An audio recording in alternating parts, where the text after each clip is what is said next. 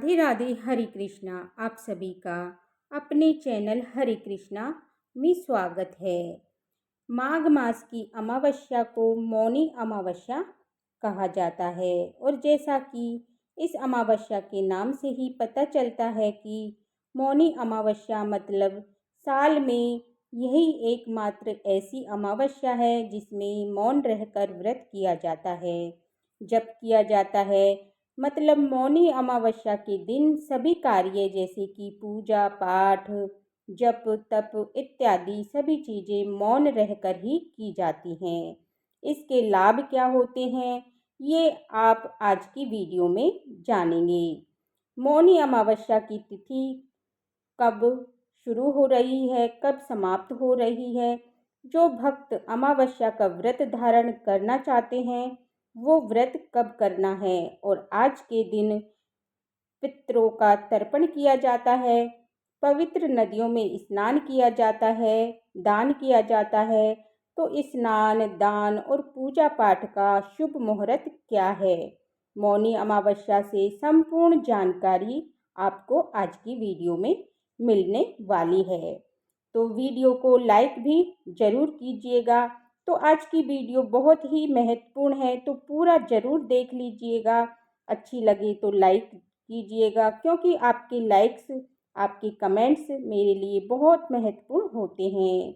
यही एकमात्र जरिया है जिनसे मुझे पता चलता है कि आपको ये वीडियो अच्छी लगती है और आपके लिए ये वीडियो उपयोगी है। अगर वीडियो अच्छी लगे तो लाइक ज़रूर किया करें।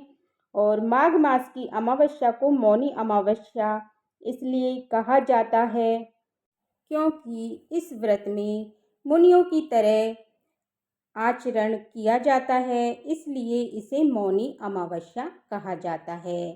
तो आज के दिन ऐसा कहा जाता है कि गंगा में अगर आस्था की डुबकी लगाई जाए, विश्वास के साथ गंगा में स्नान किया जाए तो जन्म जन्मांतर के पाप धुल जाते हैं।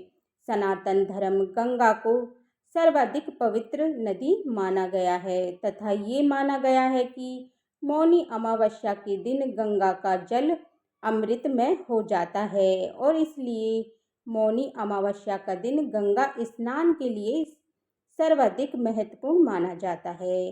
प्रयागराज में मौनी अमावस्या सबसे महत्वपूर्ण गंगा स्नान का दिन है तथा इसे अमृत योग दिवस कहा जाता है। कुंभ पर्व दिवस के रूप में भी जाना जाता है और इस दिन पूरे दिन में एक भी शब्द का उच्चारण ना करते हुए इस दिन एक दिन के व्रत का पालन किया जाता है। जैसे कि नॉर्मली कोई भी व्रत होता है तो उसमें आप अन्न का, जल का त्याग करते हैं, निराहार रहते हैं, निर्जल व्रत धारण करते हैं। इस व्रत में सिर्फ मौन रहा जाता है। मतलब अगर आप मौन रहकर स्नान, दान इत्यादि करते हैं तो आपका व्रत माना जाता है। कई भक्त हैं जो कि फलाहार कर लेते हैं लेकिन मौन रहते हैं, बोलते नहीं हैं। कुछ तो मौनी अमावस्या के दिन मौन रहने का ही व्रत होता है।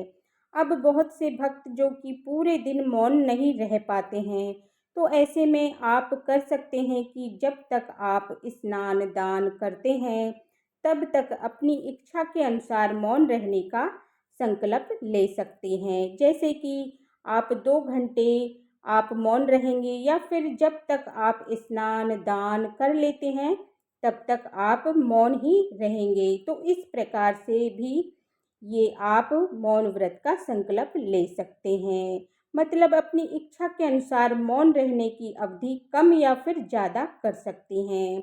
वैसे नियम यही होता है कि इस व्रत का पूरे दिन मौन रहना चाहिए, इसलिए इसे मौनी अमावस्या कहते हैं। और इस दिन मौन व्रत रहने का फायदा क्या होता है?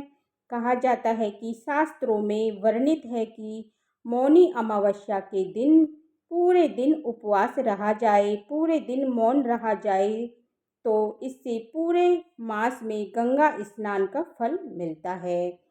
पितृ दोषों से मुक्ति मिल जाती है, शनि दोषों से मुक्ति मिल जाती है या फिर किसी भी दोष हो, जन्म कुंडली का दोष हो तो वो भी समाप्त हो जाता है। और अगर इसके साथ ही अनंत गुना फल पुण्य प्राप्त होता है। तो ये दिन बहुत ही महत्वपूर्ण होता है। अगर आप मौन रह पाते हैं तो अत्यंत ही श्रेष्ठ होता है।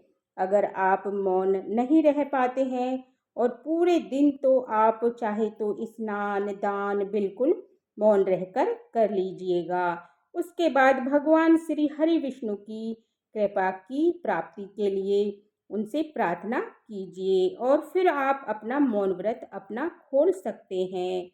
और हाँ, मौन रहने का संकल्प आपको कब लेना है, इसकी जानकारी आपको आने वाले वीडियो में मिल जाएगी।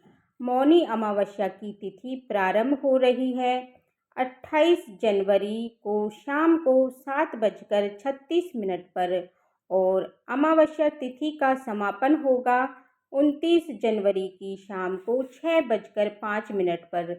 तो सूर्य उदयकालीन तिथि हमें 29 जनवरी को प्राप्त हो रही है। अमावस्या की तिथि इसलिए मौनी अमावस्या साल 2025 में बुधवार को मनाई जाएगी। तो पितरों के निमित्त जो स्नान करना चाहते हैं, दान देना चाहते हैं, तर्पण करना चाहते हैं और सभी कार्य मौनी अमावस्या पर यानी कि 29 जनवरी को ही किए जाएंगे।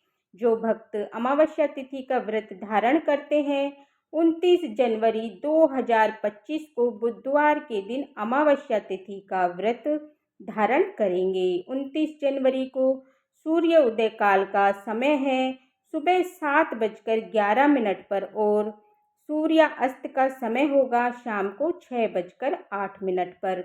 तो इस दिन ब्रह्म मुहूर्त में स्नान किया जाता है। तो ब्रह्म मुहूर्त का जो समय है सुबह 5:35 से सुबह 6:23 तक। अमृत काल का समय नोट कर लीजिएगा, शाम को 9:18 से 10:50 तक। अमृत काल वो समय होता है जिस समय में आप कोई भी कार्य करते हैं, शुभ कार्य करते हैं, तो उसके फल आपको जन्म जन्मांतर तक प्राप्त होता है। तो शाम के समय अमृत काल हमें प्राप्त हो रहा है, मतलब रात्रि में ही आप लोग इस समय कोई भी पूजा पाठ करना चाहते हैं, मंत्र जप करना चाहते हैं, मंत्रों को सिद्ध करना चाहते हैं, तो इस समय में आपको जरूर करना चाहिए। अब बात करते हैं ऐसे में समय के बारे में जिस समय में आपको कोई भी शुभ कार्य नहीं करना चाहिए, वो है राहु काल का समय।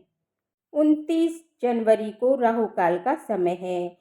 तो दोपहर में 12:40 से दोपहर में 2:02 तक। तो इस समय में आपको कोई भी शुभ कार्य प्रारंभ नहीं करना है। अगर आप पहले से कर रहे हैं तो फिर आप बिल्कुल कर सकते हैं, कोई समस्या नहीं है। मौनी अमावस्या के दिन प्रयागराज में शाही स्नान होगा। बहुत सारे भक्त हैं जो कि जाएंगे, तो आप में से कौन से वो भाग्यशाली भक्त हैं जो कि मौनी अमावस्या पर प्रयागराज में महाकुंभ का स्नान कर रहे हैं? कमेंट करके ज़रूर बताइएगा। तो फ्रेंड्स, आज की वीडियो में मौनी अमावस्या से संबंधित जानकारी आपको मैंने शेयर की है। तो उम्मीद करती हूँ कि आपके लिए उपयोगी होगी। तो वीडियो को लाइक ज़रूर कीजिए और संभव हो तो शेयर ज़रूर कीजिए। और अभी तक अगर आप मेरे चैनल को सब्सक्राइब नहीं किया है तो बेल आइकन प्रेस कीजिएगा, जिससे आने वाली वीडियोज़ का नोटिफिकेशन आपको सही समय पर प्राप्त होगा और जानकारियाँ मिलती रहेंगी। तो आपसे अगले वीडियो में फिर मिलती हूँ। तब तक के लिए सभी को राधे राधे, जय श्री कृष्णा।